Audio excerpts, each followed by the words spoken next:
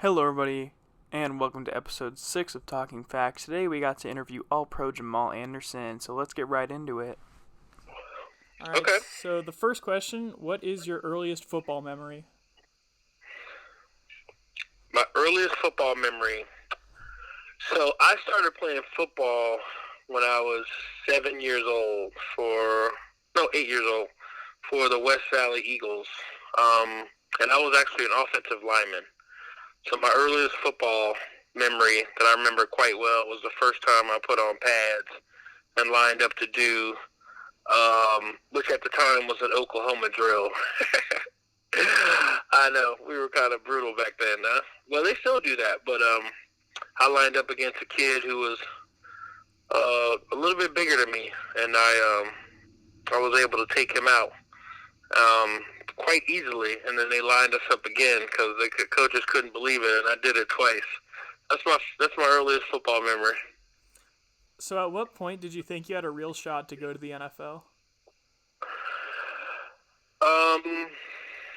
Well, I loved football from the time I was a kid, young, obviously, and I think I started playing running back my next season, the next year. Man, I started thinking about that when I was like 12 years old. Now, like thinking about it. Now, when I thought I had a chance was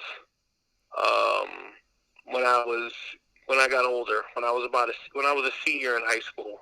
To be honest with you, I was playing both ways, and I was pretty dominant on both sides of the ball. And I had fortunately continued to get better from Pop Warner through junior high school to senior, to high school. And so I started really thinking I had an opportunity to, if I continue to improve, I was like, well, we can get there. That's kind of where I was setting my eyes on, Yeah. So how did you decide on going to the University of Utah? So I was getting recruited by a bunch of schools because I went to high school in L.A. at El Camino Real, and I actually went to JUCO at Moore Park. And so I was getting recruited by a bunch of schools. We had a really talented team. And Utah was in the school I was seriously considering, but I had made a plan with several of my friends to we were planning to take a trip together. Like, we were on this mission to go on a recruiting trip, and Utah was like the school that was recruiting a bunch of them. And so we ended up taking a trip there, and I loved it. Everything off, and I thought not just the guys who were there, but the guys who was on my recruiting trip with. I really, really, really liked it at the time. Who was my coach, Ron McBride, and the things that they were doing to kind of change. I saw a change in the air. It was weird. And I was getting recruited by some other big schools, and Utah was so serious about my education, and I had stumbled, which I never should have, but I had some issues before with school. But that's when I made a decision to go there. I remember my dad saying to me, "Yeah, you got some other big schools looking at you, but are you talented enough to be someone who could be a part of changing a program?" And I took the challenge head on. So what was your favorite memory as a Ute? My favorite memory is my senior year when we went down to Provo and beat BYU, because I do not believe I don't think Utah had won down there. I don't think we won down there for like 20 years. Like, Lavelle Edwards had come, and for a good majority of his tenure at BYU, they were handling Utah and winning those games. So for us to go down there and to do what we did, and to be able to clinch a bowl game against our much hated rivals, that was huge. And I had a big game. I got banged up early in that game, but I was able to come back and score a defining touchdown, and then we kicked a field goal to win. So that was my favorite memory. So leading up to the draft, did you know what teams were interested in you, and where did you think you'd end up? I had some idea of the teams that were interested in me, but it's so hard to tell. Because I feel a lot of people Yeah, and I had talked to several different teams, and they were telling me about the things that they liked about my game and the possibilities of where I could be drafted. But when it came down to it, I was drafted by the Atlanta Falcons, and I honestly didn't have any conversations with any of the upper brass Falcons, with the exception of like one of their scouts who came to work me out. So it wasn't one of those things where I had extensive conversations with the coaching staff or anything like that. And I remember when they called me and June Jones answered the phone. I'm gonna tell you right now, I don't even know if remember that June Jones was the coach. Like, I didn't have any idea when they said the Falcons. Like, I was like, the Falcons, you know, because I knew they were running shoot offense, and it just was, yeah, it was a trip. And so when I got there, I remember June Jones saying to me, God, we were surprised you were still there in the 7th round. We thought you were going much higher. In fact, we thought you were off the board in the 4th. I was like, yeah, that would have been nice. So he's like, oh, you're a steal for us. I was like, oh, thanks, coach. So what was it like playing in Atlanta for the Falcons? It was cool. When I first got there, the Falcons didn't have a tremendous history. What the Falcons had was, Deion Sanders and Jesse Tuggle and Andre Rison and, a history with White Shoes and Barkowski. Like, I knew some of the great players I played there, but I was not. I was pretty clueless about the organization and what the rest of the team looked like, and so it was great. Atlanta's a fantastic city. Georgia's a football state. It just was about, when I got there, I had never been. Yeah, up until my rookie season with the Falcons, I had never had a losing season in my football life. And remember, I started playing football when I was 8 years old. You know what I mean? So it was the first time that I had a losing season. So I was intent on trying to be a part of changing that organization. I had been through something similar, although Utah wasn't in quite the shape the Falcons were.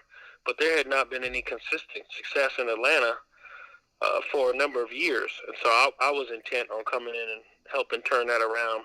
And, we were fortunate to do it. So how was your Pro Bowl season different from the rest of your seasons?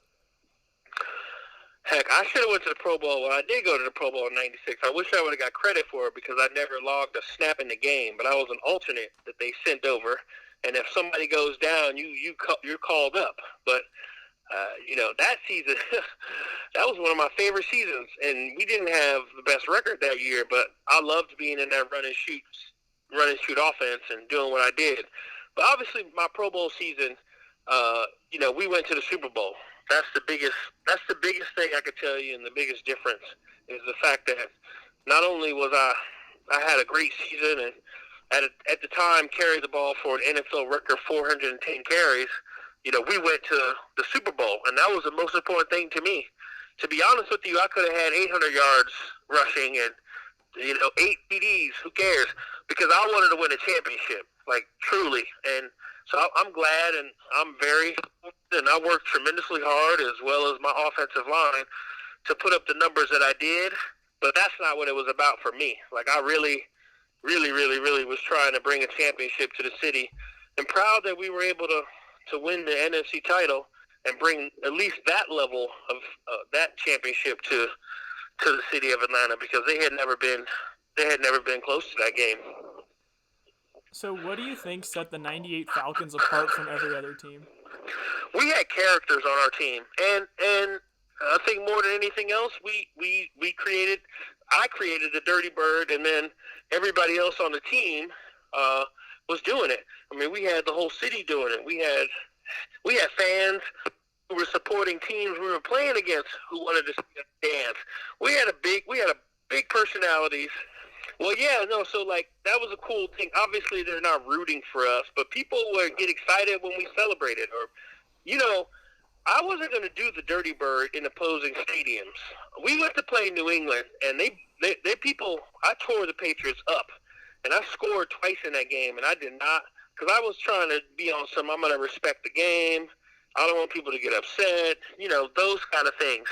And I remember the fans in opposing stadiums were like, you didn't even do the dance, and like booing me. I thought they were booing me for scoring. They were like, do the dirty bird. I was like, okay, you guys want to see me really perform.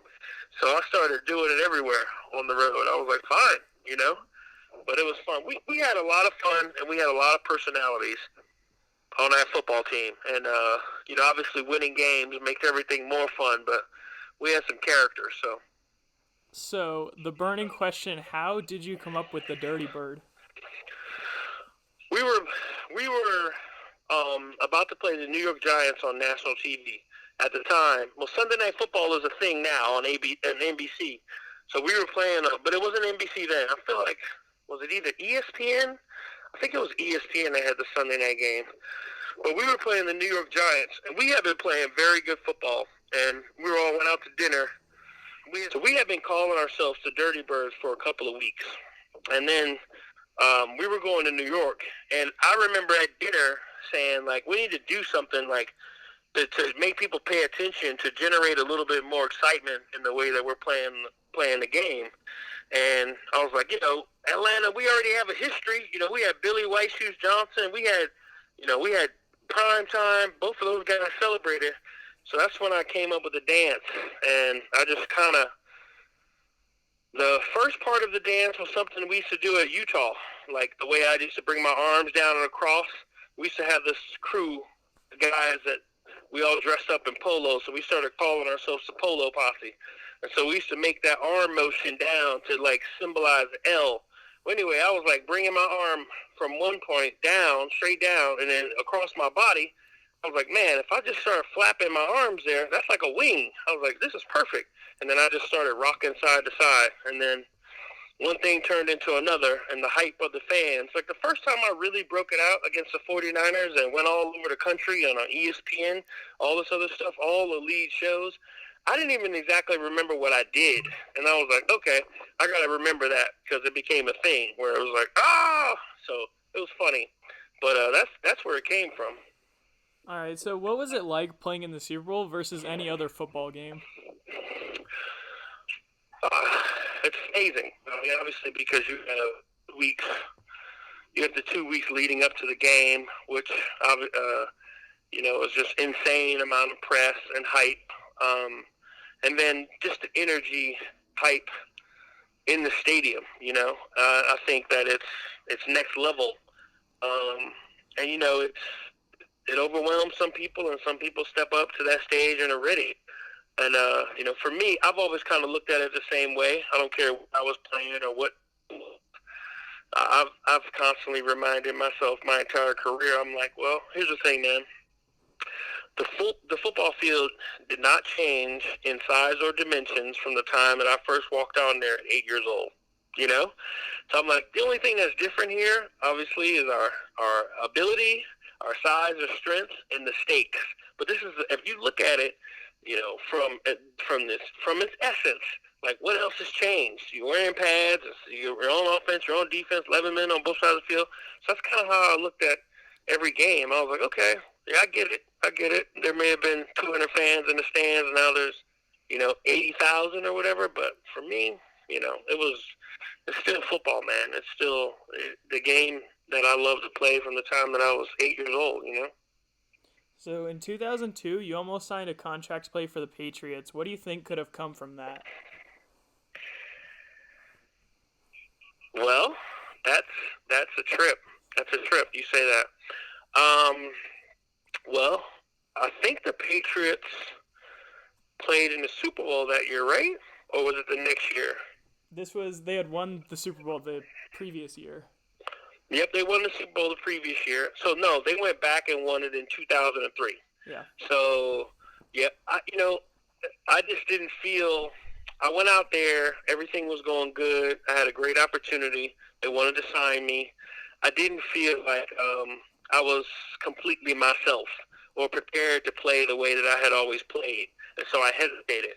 And, in fact, the Patriots took me up signing for a good part of that season, and until it got into a certain part and they went another direction. But they wanted to bring me in that next off season. But at that time, I was just a jam session. I had my own thing going on ESPN. I wasn't thrilled with the prospect of having to move family, or be away from them for 7 months out of the year. That was not something I was used to. So, I guess in a way I got comfortable. And the second time that they offered me, it wasn't, no disrespect to them. It wasn't the same terms. And it's really funny though, because that next season they went to the Super Bowl and they were playing against the Carolina Panthers in Jacksonville. And I covered that game for ESPN. And I remember, guys like, "Oh man, it'd been here. This would have been you." And I was like, "Sure." So, but I mean, obviously, that whole thing worked out. That whole thing worked out well for them, and we know accomplished for all those years. All right, so last question. How hard was it Mm-hmm. to make the decision to retire due to the medical reasons? It was difficult, and I would say that I got myself into a position where I really could have come back and played football again, and I ultimately made the decision not to do it because I had offers. I was offered from a number of teams on the football field. I'd say probably for 3 or 4 years because I was so young when I retired, and I kept myself in relatively good shape. I was training in the off season with Shannon Sharp and some of those guys. So it wasn't like it was a debilitating thing for me, or where I can't go out and run with my kid, or I couldn't at the time, where I couldn't. Obviously, which is a different story now. I'm like, I'm glad I made that decision. But it wasn't one of those things where at that time I could not have come back and played football. I did. I could have come back and played football. I appreciate that a lot. Thank you. Thanks. All right, have a great rest of your night. You too. Take care. You too.